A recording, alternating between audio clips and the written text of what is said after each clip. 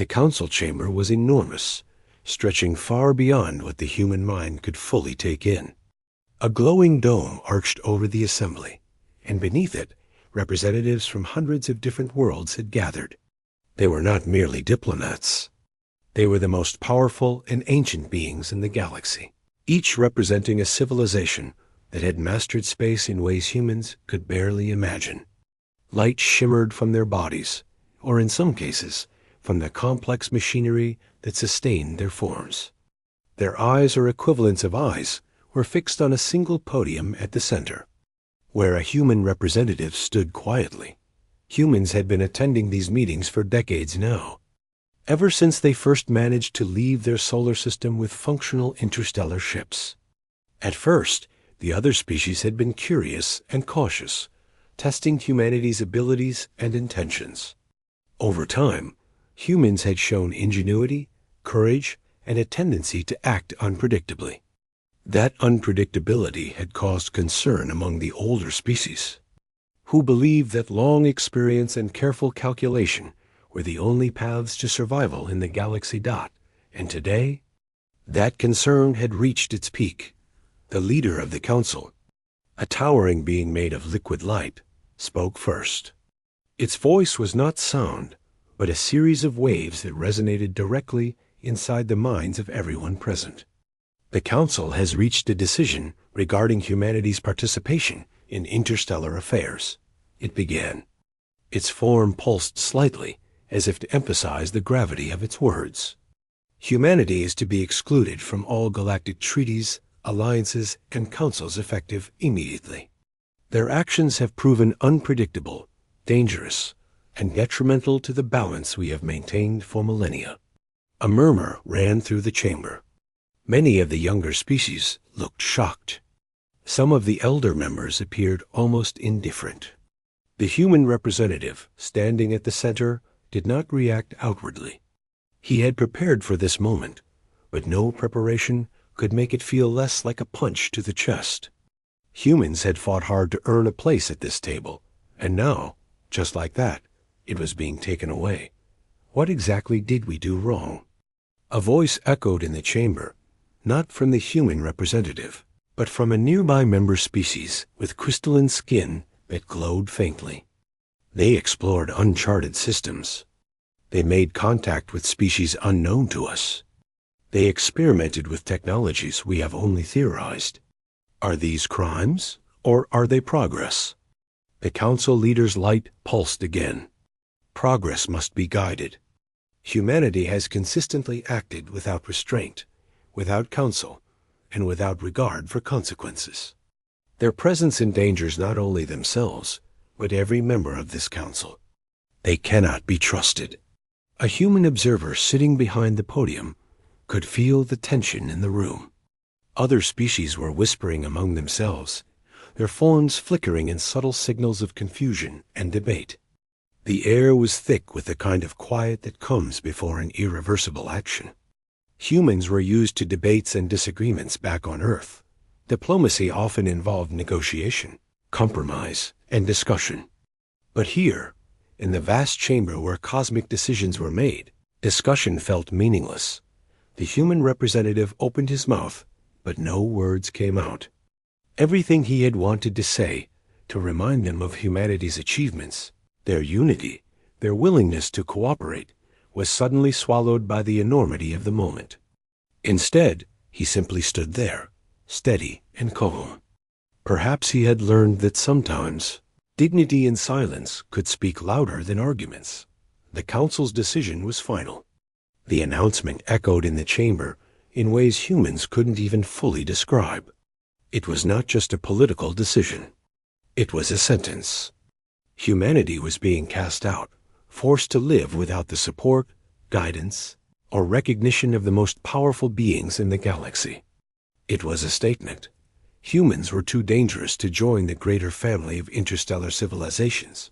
Outside the chamber, in orbit around Earth, the news arrived like a shockwave. Ships carrying the Council's message broadcasted to every corner of the planet. Humans gathered around terminals, listening as the verdict was read. For the first time in generations, there was a moment of silence across the world. People stopped what they were doing, staring at the screens as the words sank in. Humanity was a lone dot in the following days. The shock began to turn into anger and confusion. Leaders called emergency meetings. Scientists debated the council's reasoning, and ordinary people asked themselves how they could have been considered a threat. But beneath the anger was also a strange sense of determination. Being cast out didn't just take away a place at the council. It also gave humanity something they hadn't felt in a long time: freedom. Free from the judgment and interference of centuries-old civilizations, humans could now chart their own path. Unbound by expectations or rules that had always seemed designed for species that moved more slowly, thought more cautiously, and valued tradition above action. In the midst of the chaos, the human representative returned home quietly. He did not give speeches or make public statements. Instead, he walked among his people, listening to their worries and their hopes. He spoke with engineers developing new propulsion systems, scientists studying uncharted planets, and educators teaching children that their future was not defined by the council's verdict, but by their own choices. He reminded them of a lesson humans had learned long ago. Adversity often revealed their true strength. The media on Earth, though limited compared to the interstellar networks, captured the mood perfectly. Headlines alternated between fear and inspiration. Humanity cast out? What now? Was followed by, alone but unbroken. Humans respond to Galactic Council ban. People everywhere began to talk, not just about the Council's decision, but about what it meant for the human spirit. In the weeks that followed, small but significant changes began to take shape. Universities launched programs focused on interstellar survival and self-reliance. Private companies, many of them already experimenting with advanced propulsion, began to collaborate openly, sharing knowledge in ways previously restricted by treaties and council regulations. Artists and storytellers, inspired by the sense of isolation, created works that celebrated human courage, ingenuity, and resilience. Every corner of Earth seemed to pulse with the quiet energy of people determined to show the galaxy that humanity could not be ignored, even if it had been cast out. Meanwhile, in orbit, the ships of other civilizations continued their routine patrols, observing humanity from afar. Some were curious. Some were skeptical. A few older species, the ones who had grown used to seeing humans as unpredictable troublemakers, watched nervously. The Council's decision to exclude humanity had been unanimous, but even within the chambers of the galaxy's most powerful civilizations, questions began to arise. What if the Council had underestimated human potential? What if, in their desire to control and contain, they had overlooked a species that thrived in ways others could not understand? On Earth, humanity did not wait for the galaxy's answer. They began to move forward, slowly at first, then with increasing confidence. Ships were built, strategies were developed, and knowledge that had once been restricted by council oversight was now freely pursued. Humanity was no longer seeking approval or validation. They were building a future that belonged entirely to themselves. And in that quiet, determined way, the seeds of something extraordinary were planted, something the Council could not yet see, but something that would one day change the very balance of power in the galaxy. The human representative watched it all, not as a conqueror, not as a savior, but as someone who understood the resilience of his people. He saw fear, yes, but he also saw courage. He saw doubt, yes, but also unwavering determination. And as the Council's judgment faded into memory, humanity began to rise, quietly, steadily, and with a focus that no cosmic authority could ever fully control. By the end of the first year, humanity had achieved what the Council had thought impossible: survival and progress without outside guidance. They were learning to navigate interstellar space with limited resources, finding innovative solutions to problems that older civilizations had struggled with for centuries. And with each small success, the memory of the Council's condemnation shifted from a mark of shame to a driving force, a reminder that even in exile, humans could not only survive, but thrive. It was in this quiet, relentless pursuit of progress that humanity's story truly began, a story born from exclusion, nurtured by determination, and destined to challenge the very powers that had once cast them out. After being cast out by the Galactic Council, humanity faced a moment that could have broken most civilizations. Isolation from the rest of the galaxy was not just political. It was cultural, technological, and psychological. For centuries, humans had relied on the Council's shared knowledge, their trade networks, and their guidance in navigating the stars. Losing all of that could have felt like standing at the edge of a cliff without wings. But humans did not falter. At first, the response was quiet. Governments held emergency sessions, and citizens gathered in city centers, spaceports, and online networks to discuss the Council's decision. The question on everyone's lips was simple: what now? The fear was real. Ships and colonies that had been part of interstellar networks suddenly found themselves cut off. Communication lines went silent.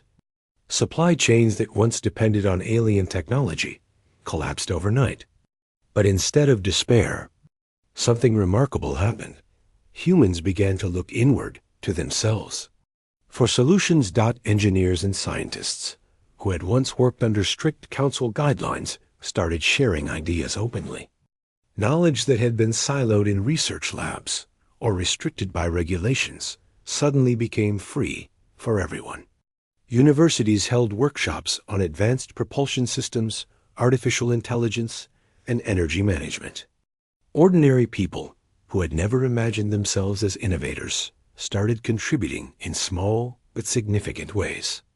A teenager in a small city designed a better cooling system for deep space engines. A retired engineer created a new method to recycle energy from solar panels more efficiently. People discovered that necessity could unlock creativity faster than any Council directive ever could. Meanwhile, governments realized they needed to change their approach. Policies that had been slow and cautious were replaced by bold strategies. Instead of asking for permission or waiting for approval from alien authorities, humanity began experimenting on its own.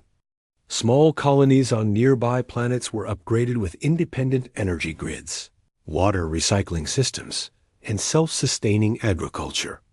Entire cities on Earth focused on technologies that could support interstellar life without outside help. The shift was not easy. Mistakes were made. Experiments failed.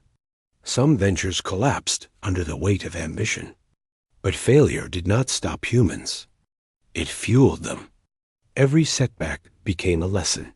Every challenge a stepping stone. Humanity's technological growth was mirrored by cultural growth. Being excluded from the Council forced humans to reflect on what it meant to be human in a galaxy full of strange and powerful species.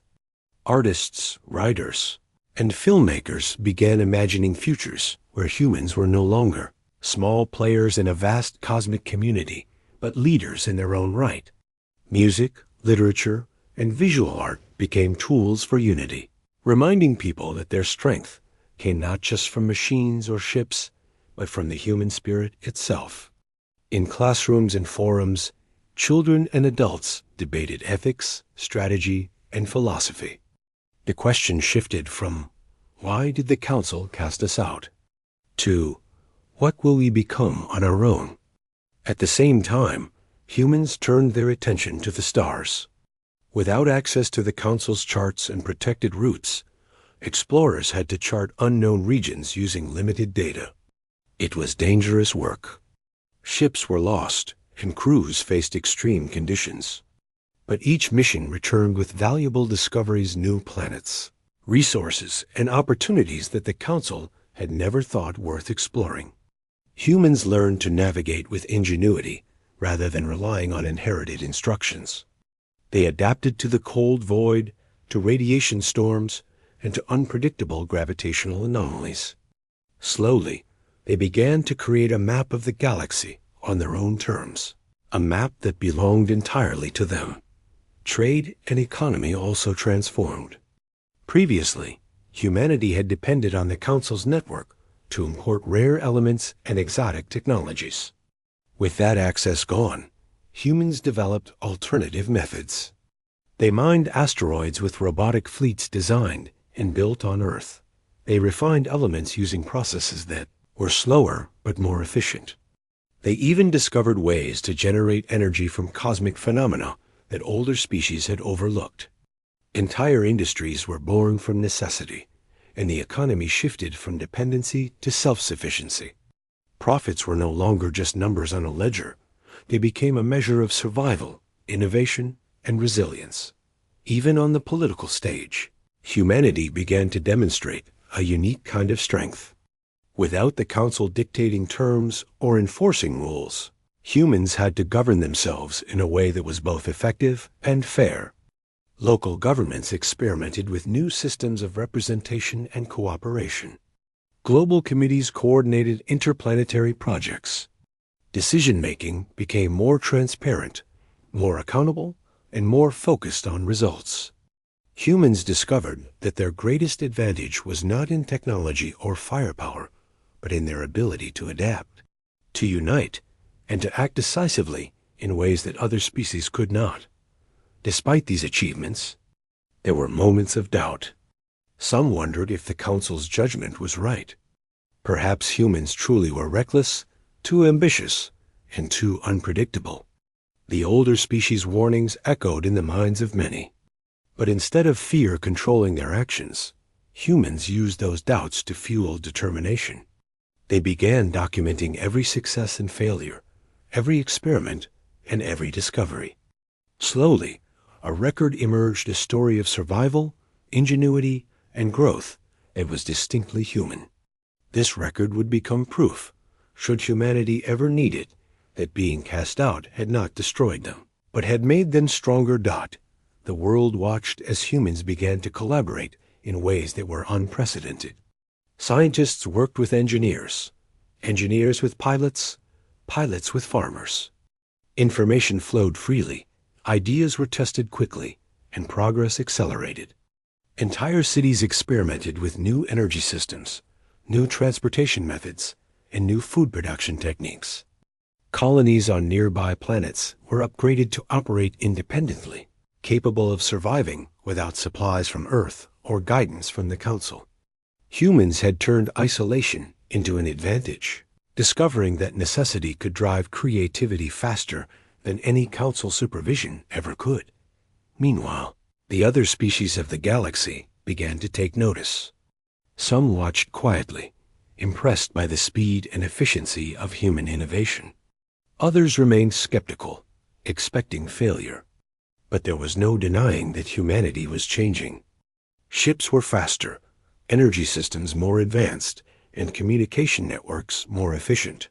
Humans had begun to think, act, and adapt in ways the Council had once deemed reckless, but that now revealed a pattern of strategic brilliance. Every step forward strengthened humanity's confidence. Children born during this period grew up believing in their own potential, not in the approval of others. Communities became more resilient. Families took pride in contributing to projects that had once seemed impossible. And across the globe, a shared understanding began to form. Humanity's future would be written not by the Council or by alien powers, but by humans themselves. Years passed, and with every year, humanity proved that being cast out had not been the end. It had been a beginning. They explored new regions of space, built ships that could travel faster and farther than ever before, and created technologies that rivaled those once controlled by the Council. They learned to work together, not because rules forced them to, but because cooperation had become a part of their culture. Humanity had transformed isolation into unity, weakness into strength, and rejection into opportunity, It was not an easy transformation. There were losses, disappointments, and moments of fear. But humans discovered that their greatest resource was not material or technological. It was the human spirit itself. They adapted to conditions no one had expected, solved problems others had given up on, and pursued progress with a quiet but unstoppable determination. By the end of this period, humanity had done something remarkable. They had taken the Council's punishment and turned it into a catalyst for growth. They were stronger, smarter, and more united than ever. They had learned to survive without outside help, to innovate without guidance, and to dream without limits. And even though the Council had cast them out, humanity had found its own place among the stars, not because anyone had allowed it, but because they had earned it through effort, courage, and resilience. And while humans worked tirelessly on their projects, quietly expanding their influence and preparing for whatever challenges might come, the galaxy began to take note. Stories of human ingenuity began circulating, first quietly, then with increasing attention. Other civilizations whispered about the humans who had been cast out yet thrived, about a species whose unpredictable nature had once been feared, but whose resourcefulness now commanded respect. Somewhere, in the chambers of the Council, questions began to stir. Had they underestimated humanity? Had their judgment been too harsh? And most importantly, could the Council ignore humans forever, now that they had proven themselves capable of surviving and thriving on their own? Humanity did not wait for an answer. They had learned that the best way to survive was to act, to create, and to grow. And in doing so, they began a new chapter 1 that would reshape not only their own destiny, but, eventually, the destiny of the galaxy itself. Humanity had begun to transform. The period of isolation imposed by the Galactic Council was no longer a punishment. It had become a proving ground. Humans were building things that other species had thought impossible, and quietly, steadily, their reputation was beginning to change. At first, most of the galaxy paid little attention. Humanity had been dismissed as reckless and unpredictable, and the older civilizations assumed they would fail without guidance. They watched from a distance, expecting to see disaster, yet what they observed surprised them. Humans were growing faster, smarter, and more capable than anyone had anticipated. Human engineers were redesigning spaceships to be faster, more efficient, and capable of surviving longer journeys without outside support. They experimented with energy sources that had once been theoretical, building systems that could draw power from stars in ways the Council had not yet approved. Entire fleets were built from scratch, not to conquer, but to explore, protect, and sustain human colonies. Each ship carried with it the pride of the humans who had built it. And each success became a quiet message to the galaxy. Humans would not be ignored. On the planets that humans had begun to colonize, communities flourished. Cities grew in carefully designed patterns, combining advanced technology with sustainable living. People learned to grow food in conditions previously thought uninhabitable. Water recycling systems and energy grids became models of efficiency.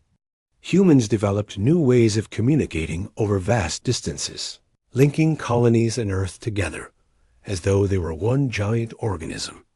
Information flowed freely, and with each connection, humans became smarter, faster, and more resourceful. The changes were not just technological. Humanity's culture also evolved in remarkable ways. Being excluded from the Council forced humans to rethink what it meant to survive and thrive. Artists, writers, and thinkers began to explore themes of independence, resilience, and ingenuity. Music inspired courage.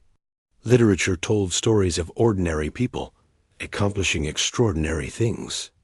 Even humor and everyday conversation carried a new weight, reflecting a society learning to rely on itself rather than seeking validation from others.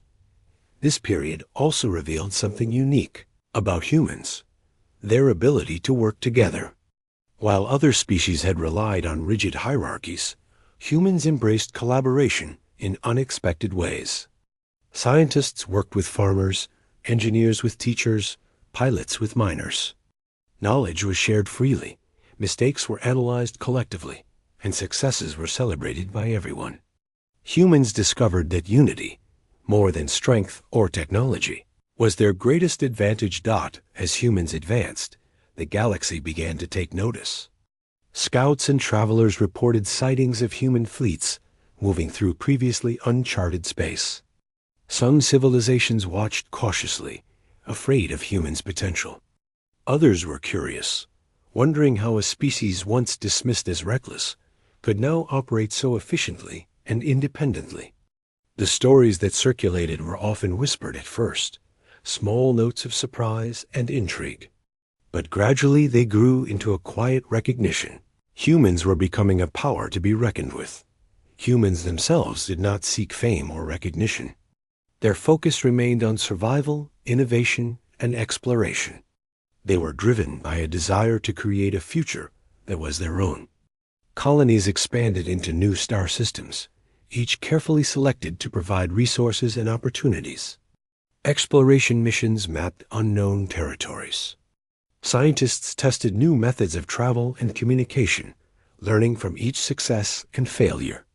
The very challenges that had once been considered obstacles became stepping stones to growth. In this way, humans began to change the galaxy's perception of them without ever intending to. Other civilizations had assumed that humans needed control, guidance, or supervision. They had dismissed human adaptability as recklessness. But humans were proving that their unpredictability was, in fact, a form of creativity, a capacity to see solutions where others saw only problems. One notable aspect of human progress was their approach to problem solving. When faced with a difficult challenge, humans would gather all available information, experiment with multiple solutions, and adapt quickly to changing circumstances. Other species often relied on long-established protocols, slow decision-making, and rigid hierarchies. Humans, in contrast, learned to move swiftly, accept failure as part of the process, and adjust strategies immediately. This gave them an advantage in situations that were chaotic or unpredictable, and it allowed them to achieve results that had seemed impossible. Another factor that made humans unique was their empathy and cooperation. Humans had learned to care for one another in ways that were rare in the galaxy. Communities supported each other, colonies shared knowledge and resources, and individuals volunteered their skills for the greater good. Even in the absence of the Council's oversight, humans maintained a social order that balanced freedom with responsibility. Their society was not perfect, but it was resilient. Challenges did not divide them. They strengthened them. As humans advanced, they also began to develop new forms of communication that made coordination between colonies and ships faster and more efficient. Information could be transmitted instantly across vast distances using networks humans had built themselves. Unlike the Council's systems, which were designed for control and restriction, human networks were flexible and adaptive. They allowed humans to respond to crisis, share discoveries, and collaborate on projects with unprecedented speed. This ability to move quickly and adapt to changing circumstances became one of humanity's defining traits. The rest of the galaxy could not ignore it. Rumors of human achievements began to circulate, first among explorers and traders, then reaching the Council itself. Whispers grew into reports. Humans had discovered new planets, built ships capable of long-range travel, and developed technologies that rivaled those of established civilizations. The Council, which had once dismissed humans as reckless and dangerous, began to feel unease. They had cast humans out to maintain order, but now they were witnessing the very species they had tried to control growing stronger, more innovative, and more united than ever. Humans, however, remained focused on their own goals. They did not seek revenge, nor did they attempt to re-enter the Council prematurely. Instead, They continued to innovate, explore, and grow, driven by the knowledge that their future depended on themselves alone. Every new colony, every new ship, every new technological breakthrough was a step toward self-reliance. Humanity was no longer dependent on the Council's approval or the support of other species. They had learned to thrive on their own terms. This period of independence also encouraged humans to reflect on their values. Being cut off forced them to think about what kind of civilization they wanted to build. They prioritized creativity, problem-solving, cooperation, and resilience. They understood that survival was not just about technology. It was about culture, community, and the ability to adapt. These principles became the foundation of a society capable of facing any challenge the galaxy could throw at them. As humans moved forward, they also began to understand the importance of patience and observation. While other civilizations reacted slowly to changes or threats, humans learned to watch, learn, and act at the right moment. They studied alien species, observed their strategies, and adapted lessons to fit their own needs.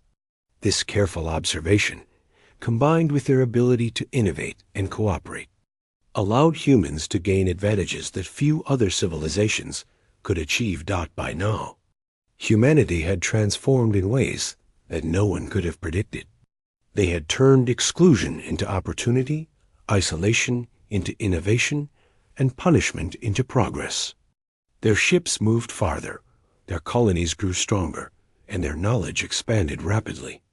Humans were no longer the reckless, unpredictable species that the Council had feared. They were disciplined, capable, and united, yet still uniquely human in their creativity, resilience, and spirit. The galaxy began to take note. Scouts, traders, and explorers reported sightings of human fleets and colonies that were thriving against all odds. Other species, who had once dismissed humans as a minor threat, began to pay attention. Whispers turned into discussions, and discussions into reports. The Council, which had once believed humans could be controlled or ignored, now faced a growing sense of unease. Could a species they had cast out, a species they had assumed would fail, actually become a major power in the galaxy? Humans, meanwhile, continued to focus on themselves. They explored, built, and learned, driven by a quiet but unstoppable determination. They did not seek recognition or praise. Their motivation was survival, progress, and the belief that their future could only be shaped by their own hands. They had learned that in the vast, unpredictable galaxy, no one would wait for them to succeed. They had to create their own success. And as humanity advanced, a subtle truth became clear. Being cast out by the Council had not been a defeat. It had been a catalyst. It had forced humans to innovate, to cooperate, and to grow in ways that would have been impossible under the Council's oversight. The very isolation that had seemed like a punishment became the source of their strength. Humans were no longer just surviving. They were preparing for something greater, something the galaxy had yet to understand. The galaxy had grown quieter in the years following humanity's exclusion from the Galactic Council. Other civilizations continued their routine, relying on the Council's guidance and ancient protocols. Trade continued, fleets patrolled established routes, and politics moved at the slow, measured pace of species that had existed for millennia. Humanity, meanwhile, had quietly grown stronger, building new technologies, expanding colonies, and creating a culture of innovation and resilience. But the calm of the galaxy was not destined to last. Far beyond the known sectors, beyond the regions humans had mapped, and the territories the Council closely monitored, a threat was rising. It was vast, powerful, and unlike anything the Council had faced before. Ships that moved faster than conventional drives, weapons that adapted to counter any attack, and intelligence that seemed almost instinctive began appearing in the outer edges of Council-controlled space. Entire colonies vanished without warning, and fleets that had once been confident found themselves outmatched and overwhelmed. the council scrambled to respond. Emergency meetings were called, fleets were mobilized, and strategies were debated for weeks. Ancient generals and seasoned leaders commanded their forces, but every plan seemed insufficient. The enemy adapted faster than anyone could anticipate, exploiting weaknesses in defenses that had never been considered vulnerable. Outposts fell, supply lines were cut, and entire star systems teetered on the brink of collapse. Panic began to spread among the council members. They had always assumed that their combined strength was enough to handle any threat. Their experience, their fleets, and their coordination had always kept the galaxy stable. But now, for the first time in centuries, they faced a challenge they could not control. The enemy was relentless, unyielding, and unlike anything the Council's ancient protocols could manage. Whispers began to circulate. Among the younger species, fear was replaced by uncertainty. Among the older species, pride clashed with the growing realization that they might have misjudged the galaxy's balance. Somewhere in the council chambers, the thought that had never been spoken aloud began to surface. Perhaps there was only one force capable of resisting this threat. Far from the council chambers, humanity was continuing its work. Colonies were expanding, ships were being built, and new technologies were being tested. Humans had no knowledge of the threat at first, only hearing scattered reports from traders and scouts that something dangerous was moving through council space. At first, they observed cautiously, analyzing the information, studying patterns, and preparing for the possibility of danger. It was not fear that guided humans, but careful assessment. They had learned that preparation, strategy, and collaboration were stronger than panic. Every colony contributed intelligence, engineers developed rapid response systems, and military strategists ran simulations to predict the enemy's behavior. Humans had become a species that could respond to chaos with calm precision. They had learned that in the face of a threat, adaptability was more valuable than experience, and ingenuity more valuable than raw power. Meanwhile, the Council's forces continued to struggle. Every attack seemed to fail. Every fleet deployed was met with unexpected countermeasures, and the enemy seemed to anticipate every move. Reports arrived daily, detailing losses, damaged planets, and colonies abandoned in desperation. Even the Council's most seasoned commanders began to question whether they could withstand the assault. Morale fell, and disagreements among the Council members grew. Some blamed the younger species for inexperience. Others blamed the elder species for rigidity. No one had a clear solution, and then quietly, a suggestion emerged. Not from the elder species, not from the generals, but from a smaller delegation that had been watching humanity's progress in secret. "Perhaps the humans can help," one of them said. The words were almost swallowed by the noise of debate, but they sparked something unexpected. Murmurs spread through the chambers. Could a species that had been cast out rejected for their unpredictability actually provide the solution to a threat that had overwhelmed the Council? It was a thought that many refused to entertain at first. Pride and fear of admitting past mistakes held the Council back. But the evidence was undeniable. Humans had survived and thrived where the Council expected failure. Their colonies were self-sufficient, their fleets capable, and their technology advancing at a speed no one could match. If there was any species in the galaxy that could respond to an unpredictable and adaptive enemy, it was humans. Reluctantly, the Council began to send messages. Initially, they were cautious, almost formal, carefully phrased to avoid admitting too much. They outlined the threat, described the situation, and asked for assistance. But even in these early communications, there was an unmistakable urgency, a recognition that without human involvement, the galaxy might face catastrophe. Humanity received the messages with measured interest. They had learned long ago not to act rashly, not to respond purely out of pride or fear. Every request was analyzed carefully. Every possible strategy was discussed.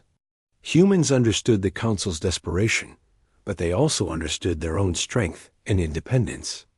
They had survived and thrived because they acted on their own terms, and they were determined to continue doing so. At first, humans did not respond immediately.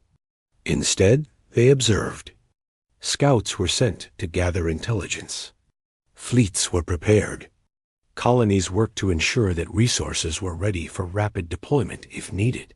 Humans wanted to understand the situation fully before committing themselves. They knew that a hasty response could lead to failure, and failure was not acceptable. The Council, growing more desperate, sent repeated messages. The tone shifted from formal to pleading.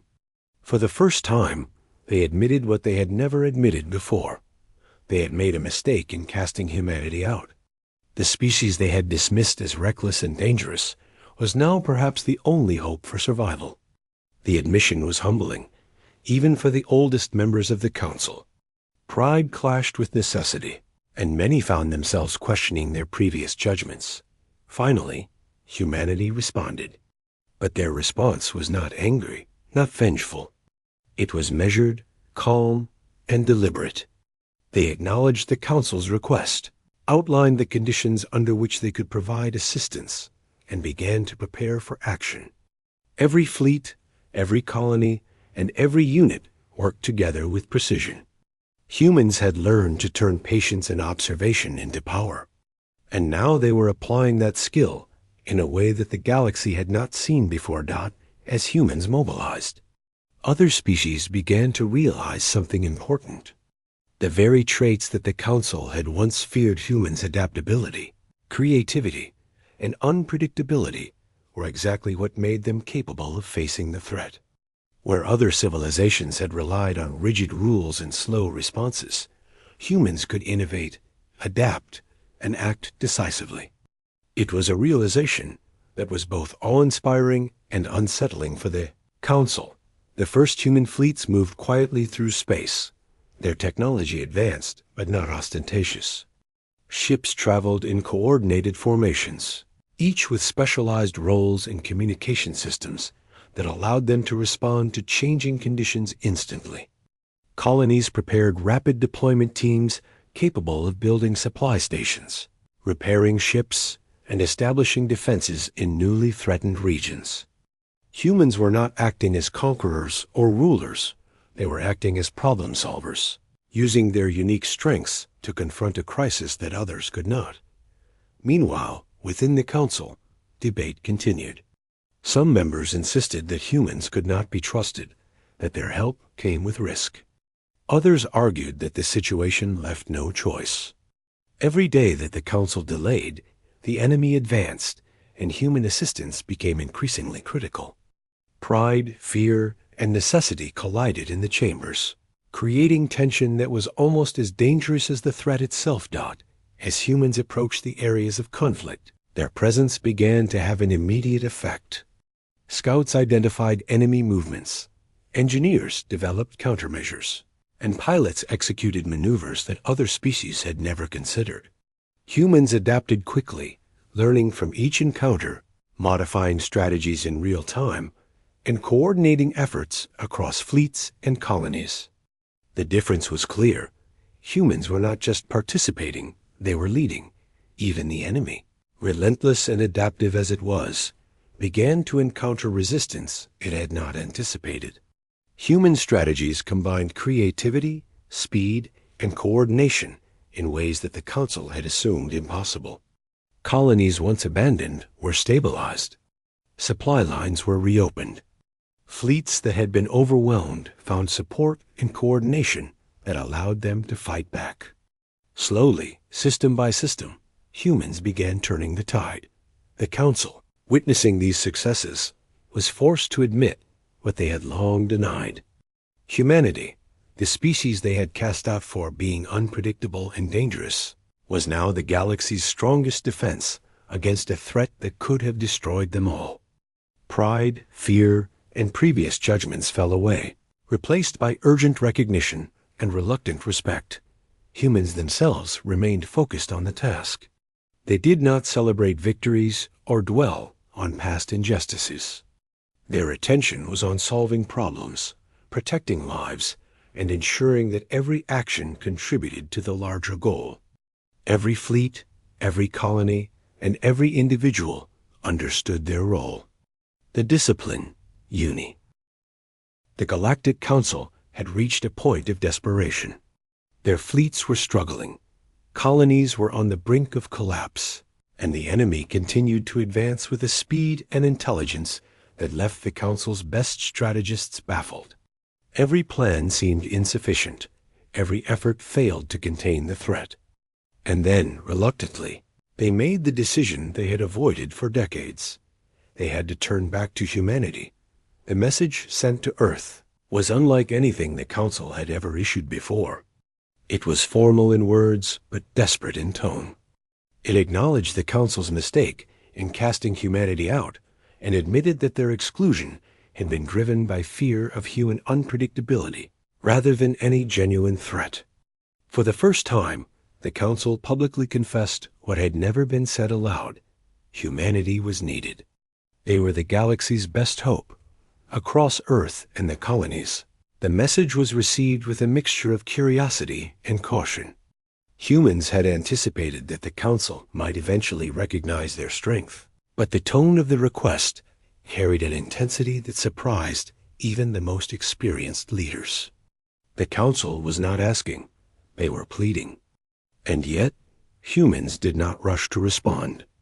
They had learned over decades that patience and careful observation were more valuable than reacting to pressure. No matter how urgent, leaders called meetings across Earth and every human colony. Scientists, strategists, engineers, and diplomats came together to analyze the request. They reviewed the Council's reports, studied the enemy's movements, and considered the risks of intervention. It was clear that helping the Council would be dangerous, potentially costing human lives and resources. Yet they also recognized that the threat could spread, endangering colonies and planets they had built over decades. Humanity's future could be tied to their decision. In these discussions, a new kind of unity emerged. Humans did not act out of revenge or pride, nor did they allow fear to dictate their actions.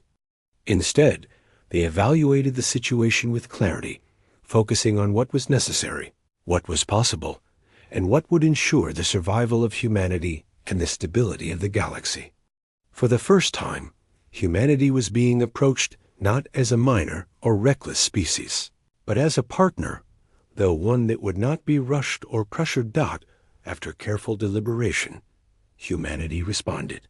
Their message to the Council was firm, clear, and precise. They would assist, but only under conditions that ensured fairness, transparency, and respect. Humanity would not be treated as a subordinate or a tool. They would be partners. They outlined the resources they could commit, the strategies they believed would work, and the conditions under which they could act effectively. This was not arrogance, it was experience. Humanity had learned that clarity and preparation were stronger than emotion when the stakes were high. The Council, humbled and desperate, agreed to the conditions. There was a sense of cautious optimism, tempered by the awareness that human involvement came with its own uncertainties. But the urgency of the situation left little room for debate. Humans were mobilized. Fleets were prepared, colonies readied supply lines, and every available system was brought into coordination. Humanity had become a force that could act quickly, decisively, and strategically qualities the Council's forces had lacked in the early stages of the crisis. The first human fleets entered Council-controlled space with precision. Ships moved in coordinated formations. Each unit specialized for specific roles: exploration, combat, logistics, and communication. Colonies sent rapid response teams to stabilize threatened systems, repair infrastructure, and assist civilian populations. Every mission was executed with discipline and foresight. Humans had learned to turn adversity into efficiency, to transform challenges into opportunities. The enemy, which had seemed unstoppable, began to encounter resistance it had not anticipated. Human fleets adapted to every attack, learning from the enemy's strategies in real time. Engineers developed countermeasures on the fly. Scientists predicted movements with increasing accuracy, and pilots executed maneuvers that combined speed, strategy, and creativity. Human adaptability was unmatched, and slowly, the tide of the battle began to shift. Meanwhile, the council observed with growing respect and humility. They had cast humans out, believing that their unpredictability was a danger. Now, they were witnessing that same unpredictability turned into strategy, innovation, and decisive action. Humans were not only helping, they were leading. Where council fleets had struggled, human coordination brought clarity and effectiveness. Where the enemy had seemed invincible, human strategy created vulnerabilities. And where despair had once spread, human determination inspired hope. Even as they fought, humans maintained their principles. They did not attack recklessly or seek glory. Every action was calculated, every decision guided by both ethics and strategy. Civilian populations were protected, colonies stabilized, and resources used efficiently. Humans demonstrated that strength did not require domination, and victory did not require cruelty. This approach not only saved countless lives, but also set a standard for how the galaxy could respond to crises in the future. The Council's own forces began to integrate with human-led strategies. For the first time in centuries, collaboration worked on a scale that the galaxy had not seen. Fleets moved in unison, supply lines operated smoothly, and intelligence was shared openly. Even the oldest and most rigid species adapted to the human approach, learning to value innovation, flexibility, and collaboration over protocol and tradition. Humanity's way of working became a model for interstellar cooperation. During the conflict, humanity also demonstrated its capacity for foresight. They anticipated enemy tactics, prepared contingency plans, and coordinated multi-step operations that accounted for the unpredictable nature of the threat. While other species reacted, humans planned. While others struggled to adapt, humans innovated. This difference in approach was the turning point. Slowly but surely, the enemy's advance was halted, then reversed. Systems once thought lost were reclaimed, and colonies began to stabilize. The momentum had shifted, and humans were at the center of it. The Council, once humbled by its own failures, now expressed a mixture of relief and respect. They acknowledged that the decision to cast humanity out had been a mistake. They recognized the strength, ingenuity, and resilience of the species they had underestimated. There was a sense of awe, even among the oldest members, as they realized that humans had not only survived in isolation, but had grown stronger, more united, and more capable than any species had anticipated. Yet, despite the praise, humanity remained focused on the task. They did not celebrate prematurely or allow pride to influence decisions. Every victory was followed by careful assessment, every plan refined based on experience. Humans had learned that the galaxy was unpredictable, and only constant vigilance, preparation, and collaboration could ensure survival and success. Their focus was on completing the mission, protecting lives, and restoring stability, not on receiving recognition by the time the immediate threat had been contained. Humans had accomplished something remarkable. They had not only assisted the Council, they had redefined what it meant to be a capable, responsible, and innovative species. They had transformed from exiles into leaders, from outsiders into indispensable partners. Their fleets had stabilized regions that had been lost. Their colonies had supported operations across vast distances, and their strategies had proven that adaptability, unity, and intelligence were more valuable than rigid experience or tradition. The Council, for its part, had learned the lesson it would never forget. Humans, whom they had cast out in fear, had become the galaxy's strongest defense. They had demonstrated that strength comes not just from technology, fleets, or history, but from creativity, collaboration, and the ability to adapt under pressure. The Council's members could not ignore this fact, nor could they deny the debt they owed to humanity. After the crisis, humans were offered reinstatement, privileges, and positions within the Council. But they approached these offers with the same deliberation that had guided every decision during the conflict. Humanity understood the value of its independence and the importance of maintaining principles that had been forged during exile.